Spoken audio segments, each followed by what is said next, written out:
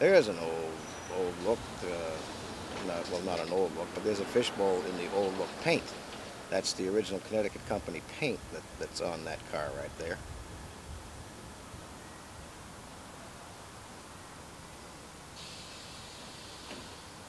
Yep, couldn't sell that. So that advertising board in the front. Well, put your name on there. Connecticut Transit.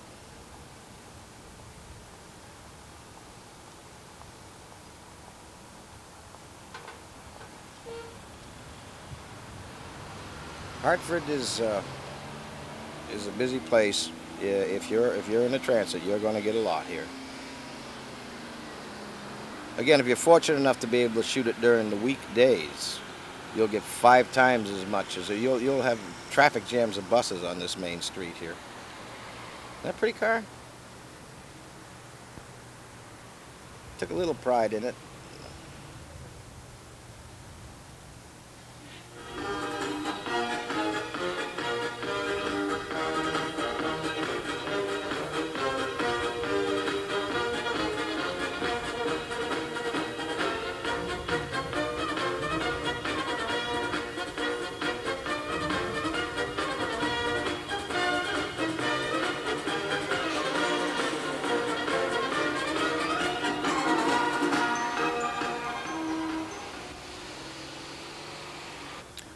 Oh, here's another little girl.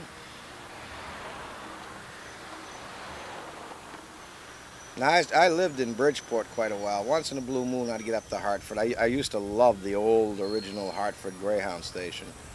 Had a lot of charm, and it was a picturesque little thing. I'm not delirious over the revitalization of the railroad station, but it's better than nothing. Of course, photographically speaking, it's great because you get everybody in one place. Oh, darn, I wish I could just take Bobby Garrett. If I ever hit the mass lottery, just sit and take him out of those high rises. That's what he does. There's a bread truck that they have these little bread trucks that have like a loop service downtown. Bread truck lovers, I'm not. They exist, so they're on this video, but basically I do not like bread trucks at all. I like buses.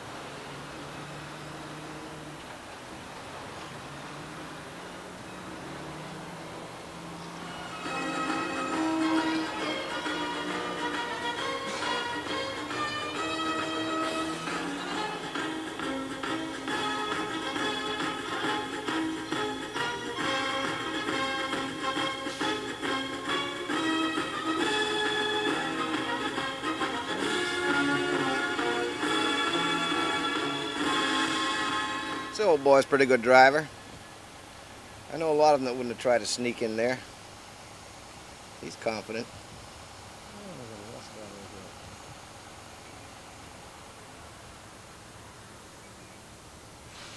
There's one thing that those flexibles do have, of course, is that's an absolutely awesome destination sign. Now, believe it or not, there was a model put out of this thing at one time by one of the toy manufacturers, the plastic toy manufacturers, but I never ran across one. It wasn't the bus bags. Oh, we're going to move on down towards Bridgeport, take a fast run into New Haven, and take a look at the little New Haven Greyhound terminal. I don't know how much longer she's for this world. Vermont Transit today operates almost all the lines north of Boston. You will still see Greyhounds when the dispatcher gets pinched, but basically it's VT. Okay, here we are in Bridgeport now. This is People Moving Company. They're an RTS facility. Now this is where I did a lot of hooting and hollering when I was a youngin'. They were just creating this municipal bus terminal when I was moving away. Last time I was in Bridgeport, I know, about 12 years old, I guess. My bus station doesn't exist anymore. The building's still there. It was a storefront where they pulled in. And this is old Connecticut Railway and Lighting Company, Barnum and State, Barnum Transit. Gray Line, and Stafford. Not Stafford, I'm sorry, Chestnut Hill Bus.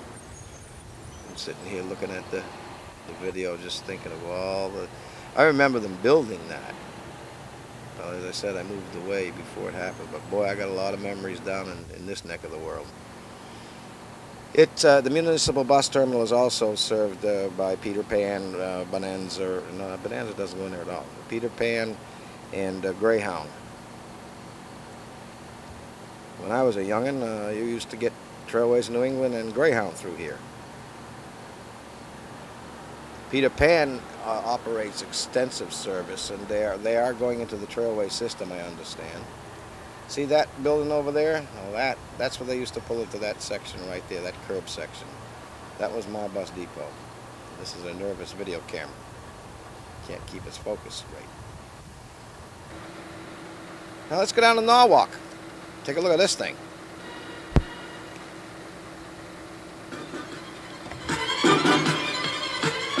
It's a Scania.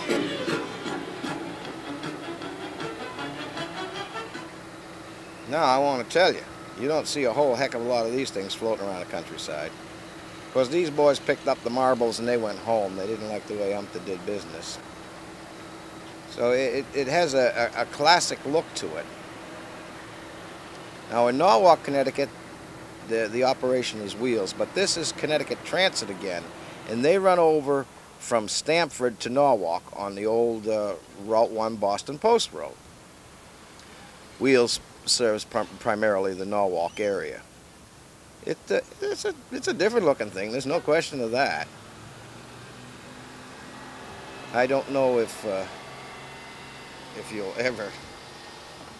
ever see them lasting for great quantities of time. So if you're in the New York City or the New England area and you want something to do on a day, and go down and try and tag one of these things, it'll run from this Wheels bus station in Norwalk over to the railroad station in Stamford. Now, if you're a train buff, this Stamford station is absolutely one of the most terrific places that you'll ever find for taking train pictures. They have the Metro North Railroad, which is the main commuter railroad, and runs from New Haven to New York City. Everything's electrified down here. They're all electric trains, no diesels. And then the rail station is also served by Amtrak. But the people, there's absolutely no point to driving to New York City, so the people do utilize these trains, and they utilize them heavy. There's no more real, you can get on a bus from New Haven to New York, but mostly what that results in is people who don't like stopping at stations. They have limited expresses, these Metro Norths, but basically they all hit the little station, so it's a stop-go, stop-go, stop-go affair all the way into New York City.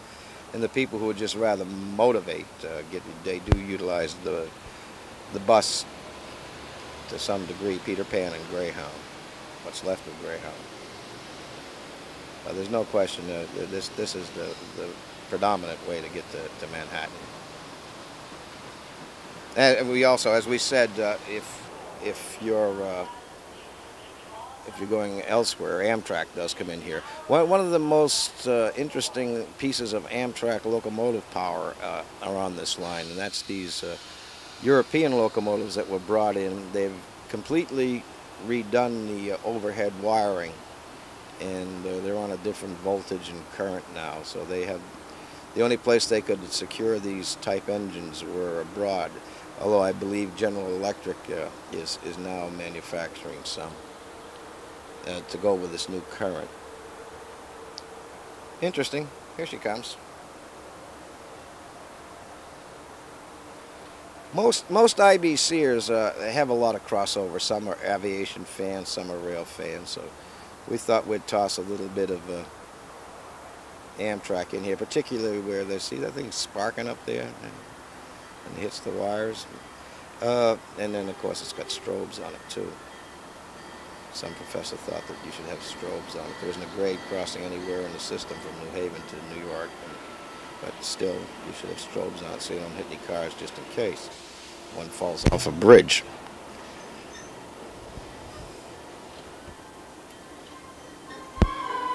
Well, let's run back over to Norwalk. Now, Norwalk has a couple of city cruises, Orion city cruises, but the car that's in quantity here is the RTS. But the interesting thing is that you've got two series of the RTS. The original, as Wheels was one of the first ever to receive the RTS bus. So you got the RTS2 and you got the RTS4 series. The RTS2, of course, is the slope back. Although, much like Worcester, when you saw in the New England video, they are doing a little bit of work back there, and they're putting the square back even on some of theirs. Again, everybody comes and goes from the one area, and it's very easy to take pictures here. The Norwalk Transit District, they're not very sociable people, so I wouldn't go near them. It's a true transit authority, you know, loaded with political cronies and all that sort of stuff. So we were going to stop in there once on a IBC club trip, and they'd be blah, blah, blah. So you know, it's everybody just getting their check as fast as they can and getting out the door as fast as they can. They have no idea what constitutes a bus company. In spite of it, it seems to run.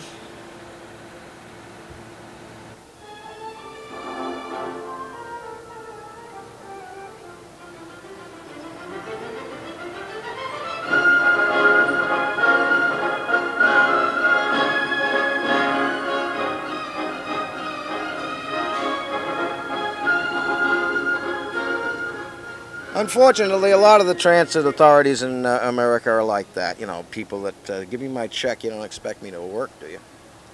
And they have no interest. You go in and tell them that, you know, you have the magazine, you have an organization, and people like buses, and they say, don't be silly, nobody in the world, why would anybody like buses? And here's people that earn their living from them. Probably never rode one of their buses either, ever. Get in their Mercedes and their BMWs, and that's that. But, like I say, Norwalk is a good place to get them, though. We still like our buses, no matter whether the thing is run by clods or not.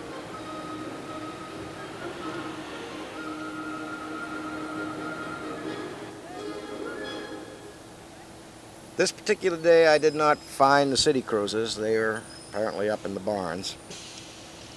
I waited for a couple of turns. Again, everything is timed for the half hour, so you're gonna get. You don't have to hang around very long. It's very easy to get to if you're going down 95. Well, there comes another one of those little Scanias. Very easy to get off 95, which is the Connecticut Turnpike, of course, and come over here and get right back on.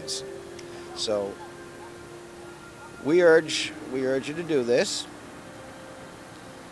Now, while those Scanias go over Stamford, you can get some pictures in there. This particular day, we're gonna leave Connecticut here in Norwalk. Yeah, it's got some character to it. I don't think it has a character the Classic does, but it's got some character to it. Because as you know, IBC offers the RTS bus bank in all kinds of various schemes. So, if you didn't know that, you know it now, and you can get in touch with me.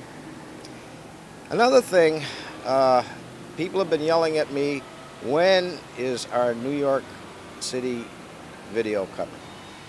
I'm working on it. Here's a little spot up in the Bronx. It will come, trust me. I'm like you, I have to earn a living, and it just will get here as soon as I can get it here. Probably the end of next summer, I'll have a New York City video for you. There'll probably be two, transit and inner city. And yes, to the request, am I going to be sure and have some subway stuff on it? Yes, I will have some subway stuff on it. New York City Transit Authority, of course, that isn't something you're going to shoot in one day.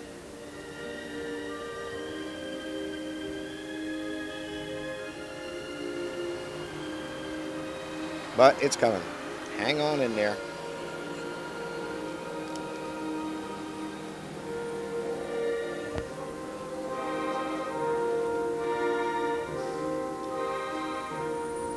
We have a beautiful model of the New York City Transit Authority RTS out, you know, so don't forget that either.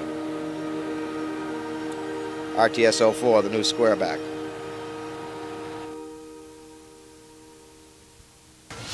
Well, Abby Sears, we're going to try a little something different. We're always trying to give you something new, as you know. And in the future Bussin' Rounds, we're going to present the history of a builder.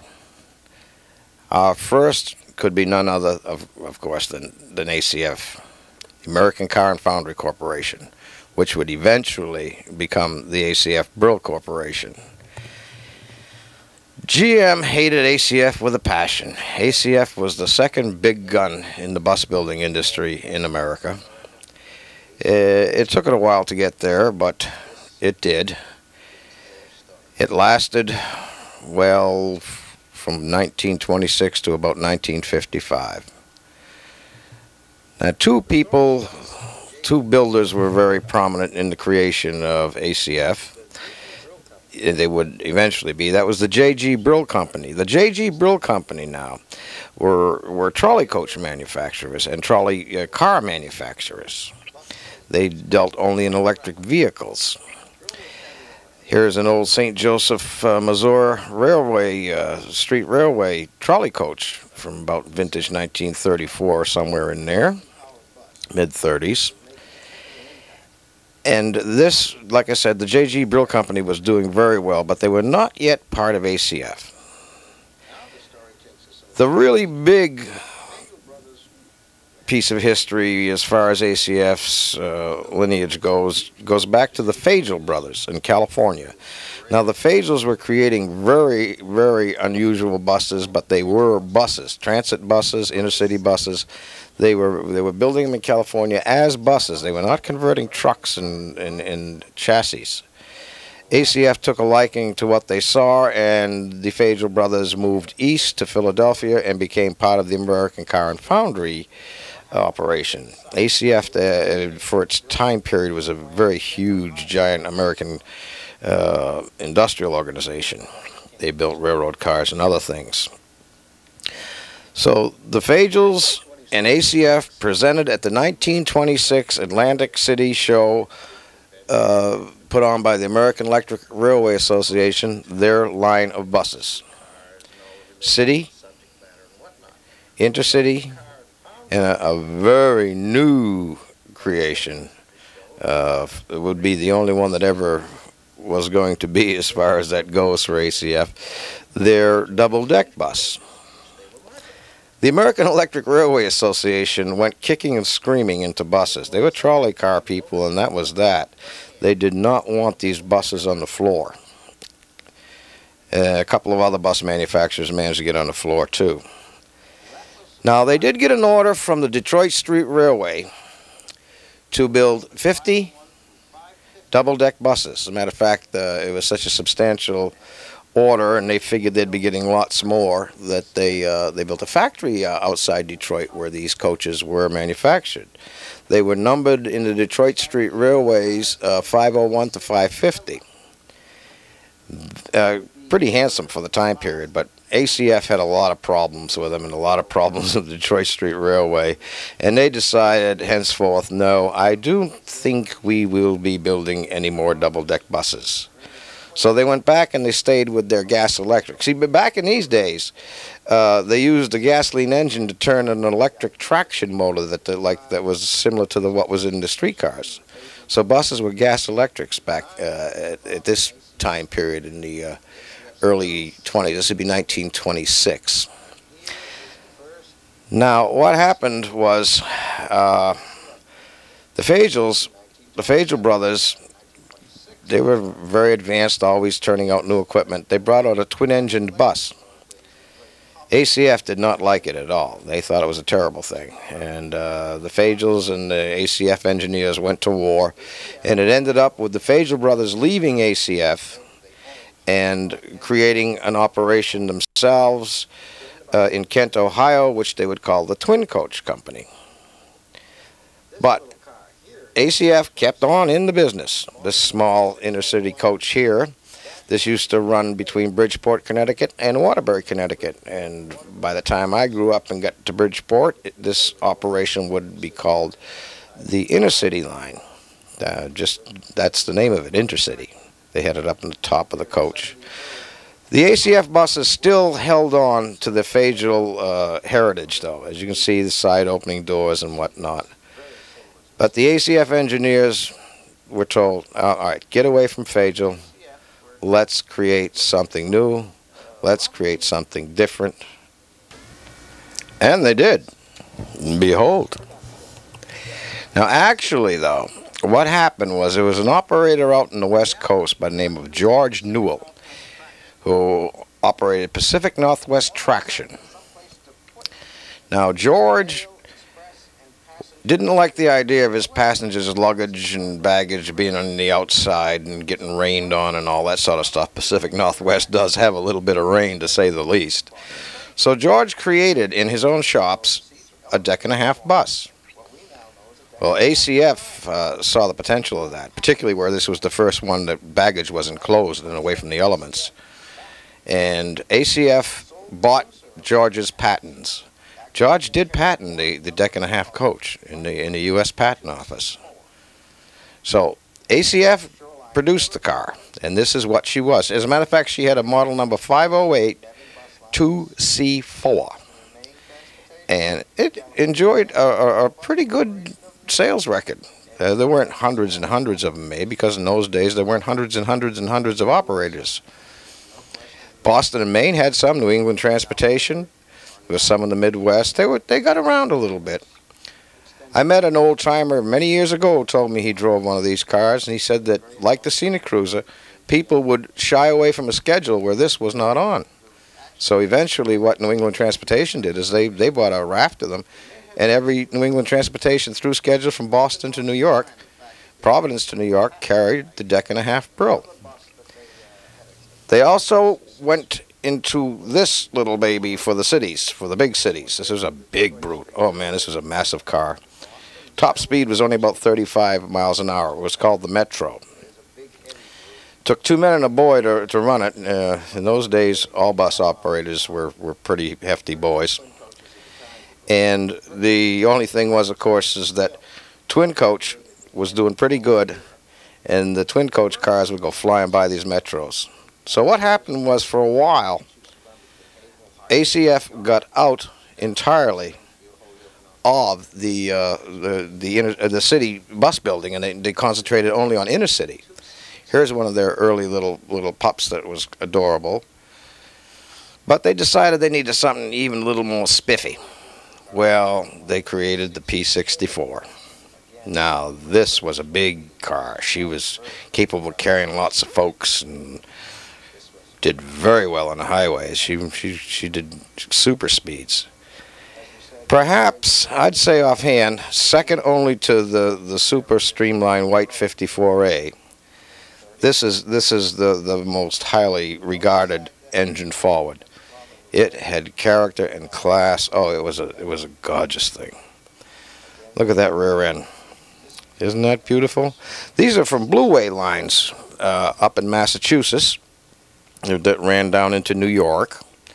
Blue Way would eventually become Blue Way Trailways when the Trailways affiliation was formed in the late 30s. And then they would become, from Blue Way Trailways, New England Trailways. That back drum head there, that circle, that glowed a very, very light blue at night. I saw one of these cars. There was a fellow in Stratford that had one for a long time, and I don't know whatever happened to him or the car. But it just glowed a very, very light blue. It was an eerie blue, you know, very so faint you wondered whether you were looking at it or not. But the P64